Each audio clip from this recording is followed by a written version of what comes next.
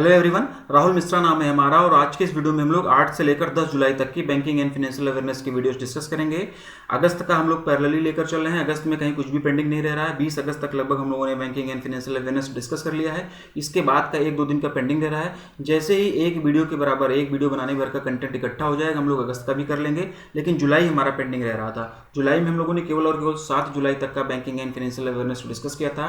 तो उससे आगे आज हम लोग 8 और 9, 10 का बैंकिंग एंड फाइनेंशियल अवेयरनेस यहाँ पर डिस्कस करेंगे। अगस्त के साथ साथ में पैरेलली हम लोग जुलाई का भी लेते हुए चल रहे हैं और इन सब की एक प्रॉपर प्लेलिस्ट बना दी गई। अगर आप लोग चैनल पर नए हैं तो आप लोग थोड़ी सी मेहनत करिए, प्लेलिस्ट में जाइए जहां पर आप लोगों को वीकली बेसिस पर बैंकिंग एंड फाइनेंशियल अवेयरनेस की वीडियोस मिलते रहते हैं। प्लेलिस्ट में सारे वीडियोस हैं और ये जो बैंकिंग एंड फाइनेंशियल अवेयरनेस की वीडियोस होते हैं ये किसी भी बैंक एग्जाम के लिए बहुत ही ज़्यादा महत्वपूर्ण होते हैं। ठीक, तो आज हम लोग जो डिस्कस करेंगे 8 से लेकर 10 जुलाई तक का बैंकिंग एंड फाइनेंशियल अवेयरनेस यहाँ पर डिस्कस करने जा रहे हैं। पहला क्वेश्चन हमारे स्क्रीन पर है। पहला क्वेश्चन मैं पढ़ूँ, पहले क्वेश्चन को हम लोग डिस्कस करें। इससे पहले कुछ आप लोगों को डाउट्स हैं उसको हम लोग क्लियर करेंगे, उसके बाद हम लोग यहाँ पर डिस्कस करेंगे। ठीक है, कुछ लोगों के कमेंट लगातार आ रहे हैं कि लोगों को साउंड इशू हो रहा है। तो साउंड में क्या इशू हो रहा है आप लोग कमेंट करके बताओ। साउंड नहीं आ रहा है, कम आ रहा है, ज़्यादा आ रहा है, क्या इशू हो रहा है साउंड का? और नहीं आ रहा साउंड, अगर प्रॉपर आ रहा तब भी आप लोग कमेंट करके बताओ कि नहीं साउंड ओके है, कोई दिक्कत नहीं है, साउंड के लिए कुछ भी काम करने की जरूरत नहीं है। साउंड वाला इशू हो गया। दूसरा एक क्वेश्चन हम लोग गलत पढ़ लिए हुए थे। अगस्त महीने का जब हम लोग बैंकिंग एंड फाइनेंशियल अवेयरनेस का वीडियो डिस्कस कर रहे थे तो 1 अगस्त से लेकर 7 अगस्त तक की जो वीडियो हम लोग डिस्कस कर रहे थे, यानी कि 1 से लेकर 7 अगस्त तक वाली जो हम लोग वीडियो डिस्कस किए हुए हैं, उसमें जो क्वेश्चन नंबर 23 है, जो क्वेश्चन नंबर 23 है 1 अगस्त से लेकर 7 अगस्त तक की वीडियोस में जो क्वेश्चन नंबर 23 है उसका आंसर जो है वो 31 अक्टूबर 2021 होगा, 30 अक्टूबर 2021 नहीं होगा। ठीक है ना। ये क्वेश्चन की जब मैं फ्रेमिंग कर रहा था तो ऑप्शन जब मैं डाल रहा था तो मैंने वहाँ पर 30 अक्टूबर लिख दिया था और ये बाद में जब पता चला कि अक्टूबर जो होता है 31 का महीना होता है। ठीक है ना, तो इस वजह से थोड़ा सा गलती हो गई थी। तो उसका करेक्ट आंसर हो जाएगा 31 अक्टूबर 2021। 31 अक्टूबर 2021 उसका करेक्ट आंसर होगा क्वेश्चन नंबर 23 का। 1 अगस्त से लेकर 7 अगस्त तक वाली वीडियो में आप लोग इसको सही कर लेना। अगर आप लोग नोट्स वगैरह बनाते हो तो 30 अक्टूबर आंसर नहीं होगा, 31 अक्टूबर इसका आंसर होगा। कम्युनिटी टैब में भी इसके बारे में मैंने बता दिया है। व्हाट्सएप पर जो लोग कनेक्टेड हैं स्टेटस डालकर मैंने बता दिया है। टेलीग्राम पर जो लोग जुड़े हैं वहाँ पर मैंने बता दिया। तो गलत आप लोग मत पढ़ लेना। 31 अक्टूबर 2021 इसका आंसर होगा क्वेश्चन नंबर 23। वीडियो हो जाएगा 1 अगस्त से लेकर 7 अगस्त तक की। ठीक है, और दूसरा सबसे ज़्यादा लोगों को डाउट आ रहा है, बार बार लोग लगातार कमेंट कर रहे हैं एजेंसी बैंकों को लेकर। आरबीआई जो है भी एजेंसी बैंक का अपॉइंट कर रहा है, तो लोग बार बार बोल रहे हैं कि सिर्फ और सिर्फ इंडसइंड बैंक ही एजेंसी बैंक है। तो नहीं, ऐसा बिल्कुल भी नहीं है। एजेंसी बैंक को अपॉइंट करने के लिए आरबीआई ने अभी हाल ही में जो उसकी गाइडलाइंस होती है उसमें कुछ ना कुछ चेंजेस किए हैं और उस चेंज के बाद में अब जो है प्राइवेट सेक्टर के बैंकों को भी एजेंसी बैंक बनाया जा रहा है। तो इंडसइंड बैंक तो एजेंसी बैंक बना ही है, इसके साथ साथ में जो है कर्नाटका बैंक को भी एजेंसी बैंक बनाया गया है और अभी 1-2 दिन पहले साउथ इंडियन बैंक को भी एजेंसी बैंक बना दिया गया है। तो यहाँ पर कोई भी कंफ्यूजन नहीं होना चाहिए। 2-3 एजेंसी बैंक बनाए गए हैं आरबीआई के द्वारा। ठीक है ना, सिर्फ और सिर्फ इंडसइंड बैंक नहीं बनाया गया है। ठीक है, इंडसइंड बैंक बन चुका है, कर्नाटका बैंक बन चुका है, साउथ इंडियन बैंक को भी एजेंसी बैंक बनाया गया हुआ है। ये गाइडलाइन ही इसीलिए लाई गई थी जिससे प्राइवेट सेक्टर के भी बैंकों को जो है एजेंसी बैंक बनाया जा सके। तो अभी आने वाले टाइम पर आप लोगों को और भी एजेंसी बैंक देखने के लिए मिल सकते हैं। ठीक, तो यहाँ पर कोई कंफ्यूजन नहीं होना चाहिए। साउंड का इशू मैंने बता दिया, आप लोगों को कोई दिक्कत हो तो कमेंट करके बताओ। एजेंसी बैंक वाला इशू आप लोगों को रिजॉल्व कर दिया गया है और 1 अगस्त से लेकर 7 अगस्त तक वाली जो वीडियो है उसमें क्वेश्चन नंबर 23 का आंसर 31 अक्टूबर 2021 होगा। ठीक, तो ये सारी चीज़ें पिछले वीडियो से रिलेटेड थी और अब आज हम लोग आज का वीडियो स्टार्ट करेंगे। और आज के इस वीडियो का पहला क्वेश्चन और जुलाई महीने का 29वां क्वेश्चन हमारे स्क्रीन पर है और देखो इसमें क्या बोला गया है। How much loan has been sanctioned by the NABARD to Goa under the Rural Infrastructure Development Fund scheme for the construction of a dental college and hospital। ठीक है, नाबार्ड के द्वारा गोवा के लिए ग्रामीण आधारभूत संरचना विकास कोष RIDF योजना के तहत डेंटल कॉलेज और अस्पताल के निर्माण के लिए कितना ऋण स्वीकृत किया गया है, ये इस क्वेश्चन में पूछा गया है।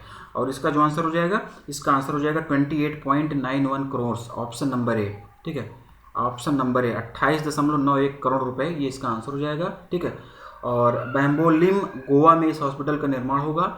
नाबार्ड की यहाँ पर बात हुई है तो हेडक्वार्टर मुंबई महाराष्ट्र में होगा। GR चिंताला ये इसके चेयरपर्सन हो जाएंगे। 12 जुलाई 1982 में नाबार्ड की स्थापना हुई थी। नेक्स्ट देखते हैं।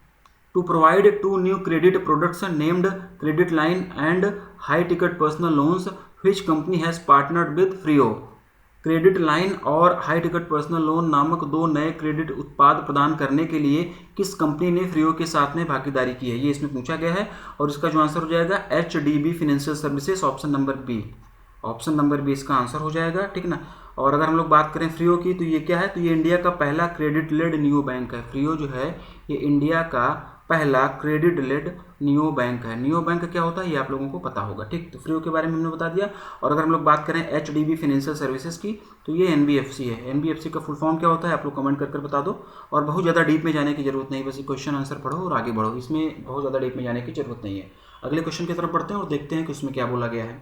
Bajaj Allianz general insurance has entered into a corporate agency agreement with which bank for distributing it's insurance products.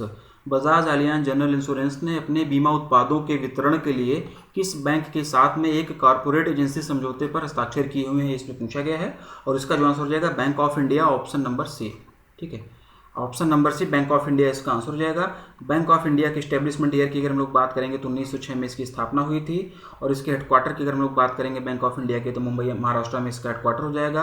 Atanu Kumar Das ये जो है बैंक ऑफ इंडिया के MD और CEO हो जाएंगे। बैंक ऑफ इंडिया की टैगलाइन की अगर हम लोग बात करेंगे तो रिलेशनशिप बियॉन्ड बैंकिंग, ये बैंक ऑफ इंडिया की टैगलाइन हो जाएगी। बजाज एलियांज जनरल इंश्योरेंस की भी यहाँ पर बात हो रही है। तो बजाज एलियांज जनरल इंश्योरेंस जो है ये जॉइंट वेंचर है। किसका किसका जॉइंट वेंचर है? बजाज फिनसर्व और एलियांज SE का जॉइंट वेंचर है। और एलियांज जो है ये एक जर्मन फाइनेंशियल कंपनी है। और बजाज एलियांज जनरल इंश्योरेंस के हेडक्वार्टर की अगर हम लोग बात करेंगे तो पुणे महाराष्ट्र में बजाज एलियांज जनरल इंश्योरेंस का हेडक्वार्टर हो जाएगा। इसके MD और CEO की अगर हम लोग बात करेंगे तो तपन सिंघल जो है वो बजाज एलियांज जनरल इंश्योरेंस के MD और CEO हो जाएंगे। तो बैंक ऑफ इंडिया इसका आंसर हो जाएगा, option number C.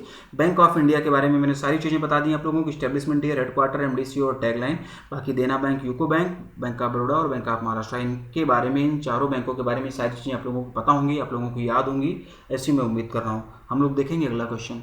To offer customized trading solutions to Indian MSME exporter which bank has partnered with Drip Capital. भारतीय MSME निर्यातकों को अनुकूलित ट्रेडिंग समाधान प्रदान करने के लिए किस बैंक ने ड्रिप कैपिटल के साथ में भागीदारी की है? और इसका जो आंसर हो जाएगा SBM bank India, option number E। Option number E इसका आंसर हो जाएगा।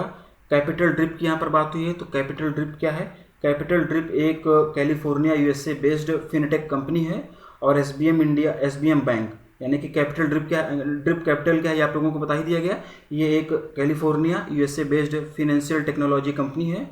तो ड्रिप कैपिटल और SBM बैंक इन दोनों ने भी पार्टनरशिप किया हुआ है। क्यों पार्टनरशिप किया गया है, इन दोनों के बीच में पार्टनरशिप क्यों की गई है? तो इंडियन MSME एक्सपोर्टर को, जो भारतीय MSME निर्यातक हैं, इंडियन MSME एक्सपोर्टर जो हैं, इनको कस्टमाइज्ड ट्रेडिंग सोल्यूशन प्रोवाइड करने के लिए इन दोनों ने पार्टनरशिप किया हुआ है। तो option number E SBM bank India इसका आंसर हो जाएगा। Next, to launch a recurring payment interface named Mandate HQ which company has partnered with Mastercard. Mandate HQ नामक एक आवर्ती भुगतान इंटरफेस लॉन्च करने के लिए किस कंपनी ने मास्टर कार्ड के साथ में भागीदारी की है, ये इसमें पूछा गया है। रेजोर पे, ऑप्शन नंबर D इसका आंसर हो जाएगा। रेजर पे, ऑप्शन नंबर D इसका आंसर हो जाएगा। और मैंडेट HQ क्या है? ये मैंडेट HQ जो है एक API है, ठीक ना। API होता है जिसको कि हम लोग किसी भी मोबाइल एप्लीकेशन वगैरह में इसको हम लोग इनबिल्ट कर देते हैं, ठीक। और अभी तक थोड़ा सा एक्सटेंड करते हैं क्वेश्चन को। अभी तक क्या होता था कि जो रिकरिंग पेमेंट्स होती थी, जैसे कि हमारा मोबाइल बिल हो गया, बिजली का बिल हो गया, TV रिचार्ज हो गया, ठीक ना, इन सब चीज़ों को पेमेंट करने के लिए, ये सब इन सारी चीज़ों का पेमेंट जो है वो ऑटोमेटिकली अपनी डेट पर बैंक अकाउंट से डिडक्ट हो जाता था। लेकिन अब RBI ने 2019 में रिकरिंग पेमेंट और ऑटोमेटिक डेबिट के लिए एक नया फ्रेमवर्क जारी किया हुआ था, जिसके अनुसार कोई भी रिकरिंग पेमेंट डिडक्ट होने से पहले OTP आएगा कस्टमर के पास में, ठीक है। उससे पहले, डिडक्ट होने से पहले कस्टमर के पास में नोटिफिकेशन आएगा, व्हाट्सएप के माध्यम से आएगा, मैसेज के माध्यम से आएगा, ठीक है ना। ये सारी चीज़ें होंगी। तो इन सारी चीज़ों को और ज़्यादा बेहतर करने के लिए मैंडेट HQ लॉन्च किया गया है, ठीक, रेजर पे के द्वारा। और रेजर पे की भी यहाँ पर बात हो रही है, तो रेजर पे का हेडक्वार्टर कहाँ पर हो जाएगा? बेंगलुरु कर्नाटका, ठीक है। बेंगलुरु कर्नाटका में इसका हेडक्वार्टर हो जाएगा। हर्षिल माथुर जो है वो इसके CEO हो जाएंगे रिजर्व पे के। और 2014 में इसका एस्टेब्लिशमेंट ईयर हो जाएगा। नेक्स्ट देखते हैं, 54th round of quarterly order books inventories and capacity utilisation survey OBICUS was launched by which organisation. त्रैमासिक order books inventory and capacity utilisation survey OBICUS का 54वां दौर किस संगठन के द्वारा शुरू किया गया, किस संगठन के द्वारा लॉन्च किया गया, इसमें पूछा गया, ठीक है। तो कुल मिलाकर ये पूछा गया कि जो रिपोर्ट है, ये जो सर्वे लॉन्च किया गया है, order books inventories and capacity utilisation survey, ये किसके संस्था, कौन से संस्था के द्वारा लॉन्च किया गया, बस यही इतना पूछा गया है। और ये इस बार जो है 54वां एडिशन इसका होगा, ये क्वेश्चन भी बता दिया गया है। तो इसका जो आंसर होगा RBI, option number A, RBI के द्वारा जो है ये order books inventories and capacity utilisation survey जो है ये लॉन्च किया गया है अभी, ठीक है।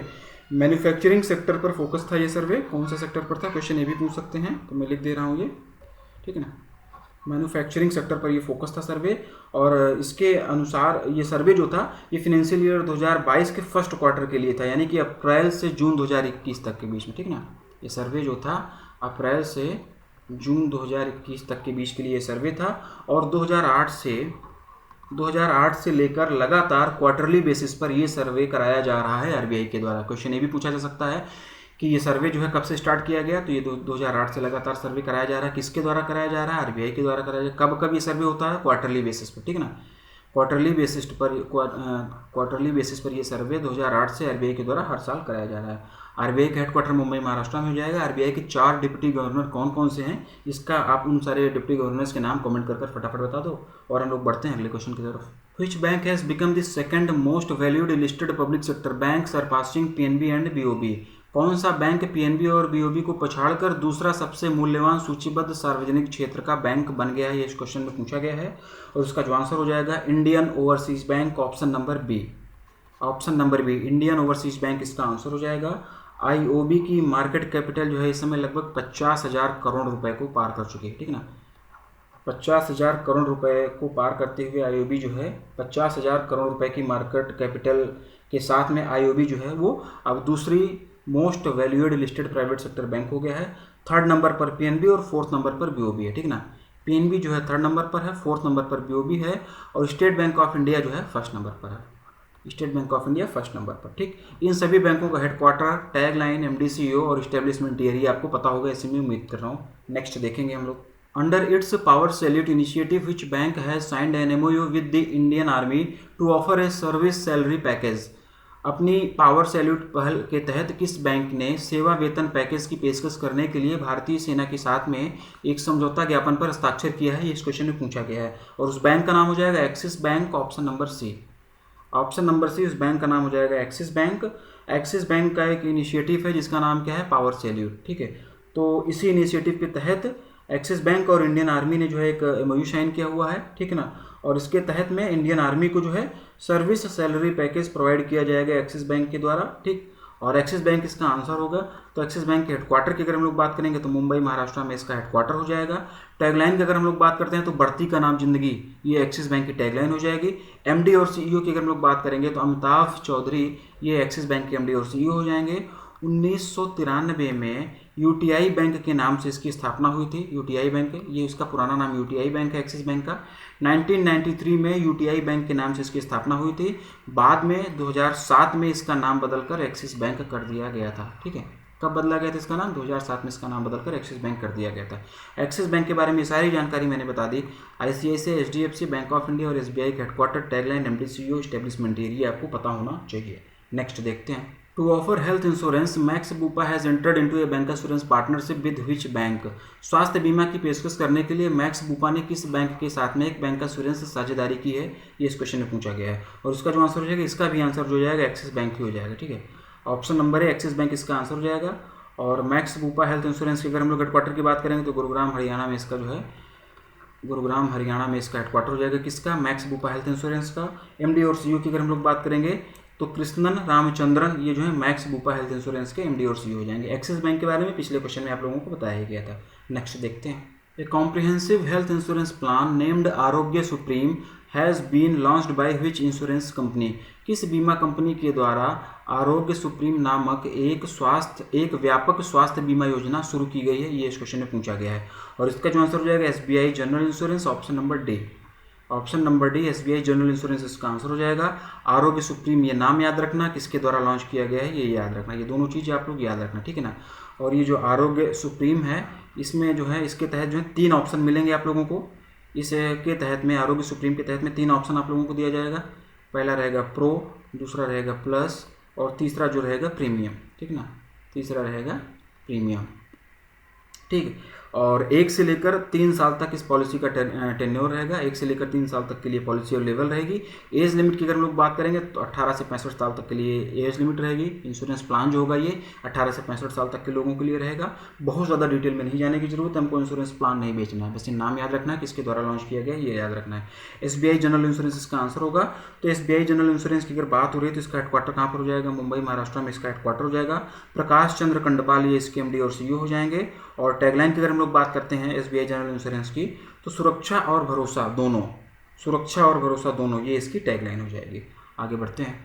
Which payment bank has launch the pay to contact feature to its customers for UPI based transactions. किस भुगतान बैंक ने अपने ग्राहकों के लिए UPI आधारित लेन देन के लिए पे टू कॉन्टैक्ट्स नामक एक सुविधा शुरू की है, ये इसमें पूछा गया है। और उसका जो आंसर हो जाएगा Airtel payments bank. Airtel payments bank का हेडक्वार्टर कहाँ पर, ये आप लोग कमेंट करके बताओ, ठीक है। नेक्स्ट देखेंगे। How much penalty has recently been imposed by the RBI on the State Bank of India for non compliances with RBI's direction. हाल ही में RBI ने भारतीय स्टेट बैंक पर RBI के दिशा निर्देशों का पालन ना करने पर कितना जुर्माना लगाया है, ये इस क्वेश्चन में पूछा है। और इसका हाल ही में RBI ने भारतीय स्टेट बैंक पर RBI के दिशा निर्देशों का पालन ना करने के कारण कितना जुर्माना लगाया गया, ये इसमें पूछा गया है। और इसका जो आंसर हो जाएगा 50 लाख रुपए हो जाएगा, ऑप्शन नंबर ए, ठीक है। 50 लाख रुपए ऑप्शन नंबर ए इसका आंसर हो जाएगा। SBI पर जो है 50 लाख रुपए तक का जुर्माना RBI के द्वारा लगाया गया है। क्यों लगाया गया, ये क्वेश्चन में ही दिया गया है। For non compliances with RBI's direction, RBI के दिशा निर्देशों का पालन नहीं करने के कारण SBI पर 50 लाख रुपए का जुर्माना जुलाई में लगाया गया था, ठीक है। और ऐसा नहीं है कि सिर्फ SBI पर ही पेनल्टी लगाई गई थी, SBI के साथ साथ में 14 बैंकों पर और पेनल्टी लगाई गई थी। SBI पर 50 लाख रुपए का जुर्माना लगाया गया था, बैंक ऑफ बड़ौदा पर 2 करोड़ रुपए का जुर्माना लगाया गया था, ठीक है।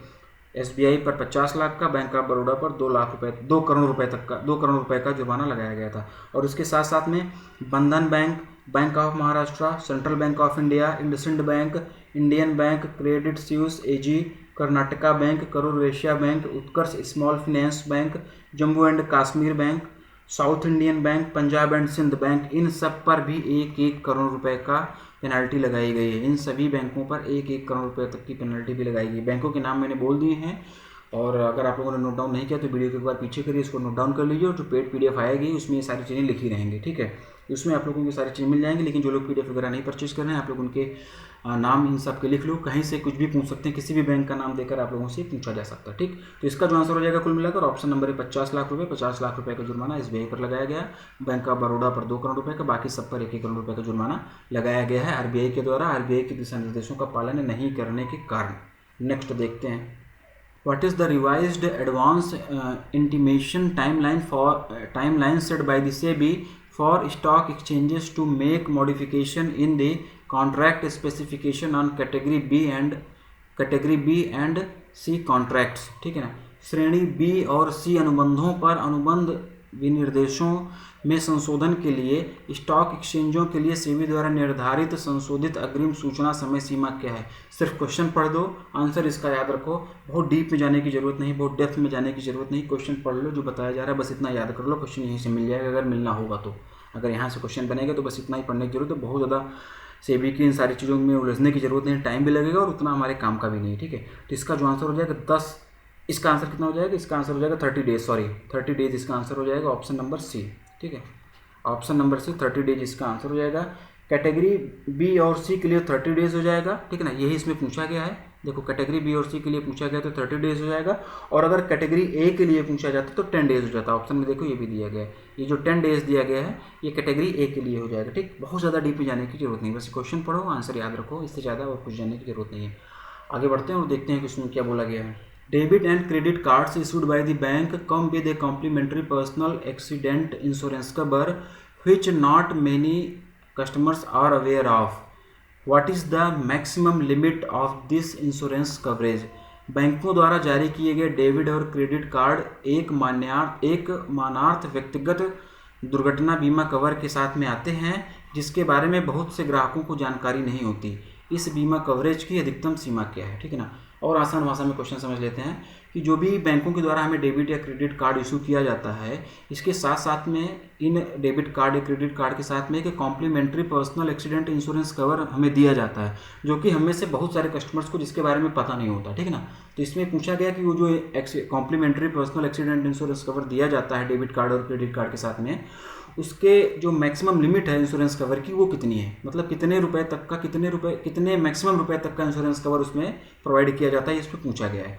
और इसका जो आंसर हो जाएगा 10 लाख रुपए, ऑप्शन नंबर ई। ऑप्शन नंबर ई 10 लाख रुपए इसका आंसर हो जाएगा। जो हमें डेबिट कार्ड और क्रेडिट कार्ड मिलता है जिसको बैंकों के द्वारा, उसमें एक जो है complimentary personal accidental insurance cover भी दिया जाता है, जो कि हमें से बहुत सारे लोगों को पता भी नहीं होता, और मैक्सिमम 10 लाख रुपए तक का इंश्योरेंस कवर दिया जाता है, ठीक है ना।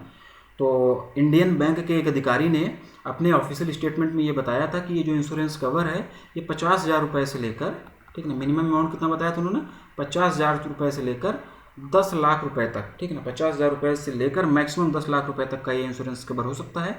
हालांकि जो मिनिमम इंश्योरेंस कवर है, ये जो 50,000 वाली लिमिट है, ये जो है बैंक टू बैंक वेरी भी कर सकती है। जरूरी नहीं कि सभी बैंक जो है मिनिमम 50,000 रुपये तक का इंश्योरेंस कवर ही दें, मैक्सिमम तो फिक्स है 10 लाख रुपए तक का। यही इस क्वेश्चन में पूछा गया और यही इसका आंसर भी होगा। मैक्सिमम तो 10 लाख रुपए तक का इंश्योरेंस कवर दिया जा सकता है, लेकिन मिनिमम जो है वो 50,000 से स्टार्ट कर सकते हैं, लेकिन हार्ड एंड मतलब ऐसा कुछ हार्ड एंड फिक्स नहीं है कि 50,000 रुपये ही होगा। ये बैंक टू बैंक वेरी भी कर सकती है, ठीक ना। HDFC बैंक जो है वो अपने डेबिट कार्ड और क्रेडिट कार्ड पर मिनिमम 2 लाख रुपये तक का देती है, मिनिमम 2 लाख रुपए तक का इंश्योरेंस कवर देती है, ठीक ना। ये जो 50,000 है ये HDFC बैंक के लिए 2 लाख रुपए है, कम से कम 2 लाख रुपए तक, और मैक्सिमम 10 लाख तक का दे ही सकती है। तो मैक्सिमम वाला इस क्वेश्चन में पूछा गया था, ठीक है। मिनिमम वाला पूछा नहीं जाएगा क्योंकि ये बैंक टू बैंक वेरी कर सकता है, और नहीं तो इन जनरल केस में 50,000 ही होगा। अगर जनरलाइज भाषा में पूछते हैं, कुछ स्पेसिफाई नहीं करते हैं, तो आप 50,000 रुपये भी लगा सकते हैं, लेकिन अगर किसी पर्टिकुलर बैंक का पूछ लेंगे तो फिर वहाँ पर चीज़ें दिक्कत कर जाएंगी मिनिमम वाले लिमिट में, और मैक्सिमम तो 10 लाख रहेगा सबके लिए, ठीक। और इस रुपे इंश्योरेंस प्रोग्राम के तहत में जो क्लेम हमको प्राप्त करना होगा, जो इसके तहत जो हमको इंश्योरेंस कवर मिलता है, ठीक है ना, वो एक रुपे इंश्योरेंस प्रोग्राम होता है, उसके जरिए हमको इंश्योरेंस क्लेम मिलता है, ठीक है ना, डेबिट कार्ड और क्रेडिट कार्ड पर। और इसके जरिए जो हमको क्लेम प्राप्त करना होगा, उसके लिए क्या होगा कि एक्सीडेंट होने के 90 डेज में, दिन वगैरह लिख रहा हूँ, आप लोग इसको नोट डाउन करते चलना। एक्सीडेंट होने के 90 डेज के भीतर क्लेम फाइल करना होता है, और क्लेम फाइल करने के 60 डेज के भीतर, मतलब जब आपका एक्सीडेंट होता है तो उसके 90 दिन के भीतर आप लोगों को क्लेम फाइल कर देना है, और जिस दिन आप क्लेम फाइल कर देते हैं उस क्लेम के फाइल हो जाने वाले दिन से 60 दिनों तक, अगले 60 दिनों तक सारे सपोर्टिंग डॉक्यूमेंट भी सबमिट करने होंगे, ठीक है ना। और साथ ही साथ में एक्सीडेंट होने के 90 दिन पहले, जिस दिन उस व्यक्ति का, जिस दिन अकाउंट होल्डर का एक्सीडेंट होता है, ATM कार्ड होल्डर का एक्सीडेंट होता है, उससे 90 दिन पहले तक कार्ड होल्डर के द्वारा कोई ना कोई एक्टिव ट्रांजैक्शन जरूर किया गया होना चाहिए, ठीक। तो ये हो गई इसके थ्रू क्लेम प्राप्त करने की जानकारी। तो मैक्सिमम पॉसिबल इन्फॉर्मेशन आप लोगों को इस क्वेश्चन से रिलेटेड बता दी गई। बढ़िया क्वेश्चन है, क्वेश्चन यहाँ से बन सकता है, तो आप लोग इन सारी चीज़ों को याद रखना, नोट डाउन आप लोग करते हुए चलो आगे बढ़ते हैं। Which bank has partnered with the National Institute of the Information Technology Limited, Institute of Finance Banking and Insurance NIIT IFBI to launch an 18-week fintech professional program. 18 सप्ताह के फिनटेक पेशेवर कार्यक्रम को शुरू करने के लिए किस बैंक ने national Institute of information Technology Limited, Institute of finance banking and Insurance NIIT IFBI के साथ में भागीदारी की है, ये इसमें पूछा गया है। और इसका जो आंसर हो जाएगा Axis bank, option number D. Option number D Axis bank इसका आंसर हो जाएगा। 18 हफ्ते, ठीक है ना, 18 हफ्ते का ये एक प्रोग्राम है, और ये प्रोग्राम कंप्लीट हो जाने के बाद में एक्सिस बैंक में ही डिप्टी मैनेजर IT की जॉब भी ऑफर की जाएगी, ठीक है। तो जो लोग जॉबलेस हैं, जिनके पास में कोई जॉब नहीं है, नेट पर आप लोग जाकर सर्च कर सकते हैं। लगभग 2.5 लाख रुपए तक का ये कोर्स है, 18 हफ्ते तक का ये कोर्स रहेगा, और ये कोर्स के सक्सेसफुल कंप्लीशन के बाद में आप लोगों को एक्सिस बैंक में ही जो है आप लोगों को डिप्टी मैनेजर IT के लिए जॉब भी ऑफर की जाएगी। तो कुल मिलाकर option number D Axis bank इसका आंसर हो जाएगा। एक्सिस बैंक पिछले कई सारे क्वेश्चन में लगातार आंसर आ रहा है, तो एक्सिस बैंक हेडक्वार्टर वगैरह आप लोगों को बताया जा चुका है। साथ ही साथ में इन सारे बैंकों के हेडक्वार्टर, टैगलाइन, एस्टेब्लिशमेंट ईयर और MD और CEO भी आप लोगों को पता होगा। नहीं पता है तो पता करो, ये सारी चीज़ें आप लोगों को अब तक याद हो जानी चाहिए, ठीक है। तो option number D Axis bank इसका आंसर होगा। आगे बढ़ते हैं। Software Technology Parks of India, a part of Ministry of Electronics and Information Technology, has signed an MOU with which bank to build a robust startup ecosystem in India. Software Technology Parks of India, जो कि electronics और सूचना प्रौद्योगिकी मंत्रालय का एक हिस्सा है, इसने भारत में एक मजबूत स्टार्टअप इकोसिस्टम बनाने के लिए किस बैंक के साथ में एक समझौता ज्ञापन पर हस्ताक्षर किया है, ये इसमें पूछा है। और इसका जो आंसर हो जाएगा bank of Baroda and Yes Bank, option number B. Option number B, Bank of Baroda and Yes Bank, ठीक ना। Bank of Baroda, Yes Bank और Software Technology Park of India, इन तीनों ने एक एमओयू पर साइन किया है। और क्यों एमओयू पर साइन किया गया है, तो इंडिया में जो है एक मजबूत स्टार्टअप इकोसिस्टम बनाने के लिए इस एमओयू पर साइन किया गया है, ठीक है ना। और ये जो सॉफ्टवेयर, फिर से थोड़ा सा क्वेश्चन को एक्सटेंड करते हैं, सिर्फ इन्हीं 3 लोगों के बीच में एमओयू नहीं साइन किया गया है, और भी कुछ कंपनीज जिनके साथ में एमओयू साइन किया गया, तो भी हम लोग जान लेते हैं। तो Software Technology Parks of India ने Bank of Baroda, Yes Bank के साथ साथ में 4 संस्थान और हैं जिनके साथ में इसने जो है एमओयू साइन किया हुआ है। टोटल 6 लोगों के साथ में एमओयू साइन किया हुआ है। तो पहले का क्या नाम हो जाएगा, मैथवर्क्स, ठीक ना, मैथवर्क्स। ये सब इंस्टीट्यूशंस के नाम हैं जिसके साथ में एमओयू साइन किया गया है। दूसरे और योर स्टोरी, ठीक ना, ये नाम भी आप लोग याद रखना, योर स्टोरी और पॉन्टॉक, ठीक ना, पॉन्टॉक। और इसके साथ साथ में फ्रेशवर्क्स, इसके साथ साथ में फ्रेशवर्क्स, इन सब के साथ में मिलकर bank of Baroda, Yes bank, मतलब ये 4, और इन 4 के साथ साथ में Bank of Baroda, Yes Bank, इन 6 के साथ में Software Technology Parks of India ने एक एमओयू साइन किया हुआ है, जिससे कि इंडिया में एक मजबूत स्टार्टअप इकोसिस्टम बनाया जा सके, ठीक है। तो ये सारी चीज़ें आप लोग याद रखना। और ये जो हमारा software Technology Parks of India है, ये ministry of Electronics and information technology के अंडर ही आता है, उसी का एक पार्ट है, ठीक है। बैंक ऑफ बड़ौदा की यहाँ पर बात हो रही है, तो बड़ोदरा गुजरात में इसका हेडक्वार्टर हो जाएगा। एमडी और सीईओ की अगर हम लोग बात करेंगे बैंक ऑफ बड़ौदा के, तो संजीव चड्ढा जी जो है इसके एमडी और सीईओ हो जाएंगे। टैगलाइन आप लोगों को कमेंट कर बताना होगा, ठीक है। बैंक ऑफ बड़ौदा के बारे में मैंने बता दिया, बाकी इन सब चीज़ों के बारे में आप लोगों को पता होगा, याद होगा, इसी में उम्मीद कर रहा हूँ। अगले क्वेश्चन की तरफ बढ़ते हैं। To launch One Mumbai Metro card, which bank has partnered with Mastercard and Mumbai Metro One private limited, ठीक है। मुंबई मेट्रो कार्ड लॉन्च करने के लिए किस बैंक ने मास्टर कार्ड और Mumbai Metro One private limited के साथ में साझेदारी की है?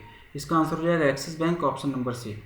Option number C, Axis bank इसका आंसर हो जाएगा। बहुत ज़्यादा डीप में जाने की जरूरत नहीं मेट्रो कार्ड वार्ड के बारे में, ठीक है, बस इतना जानो और आगे बढ़ो। नेक्स्ट क्या रहेगा, अगला और लास्ट क्वेश्चन देखते हैं हम लोग इस वीडियो का।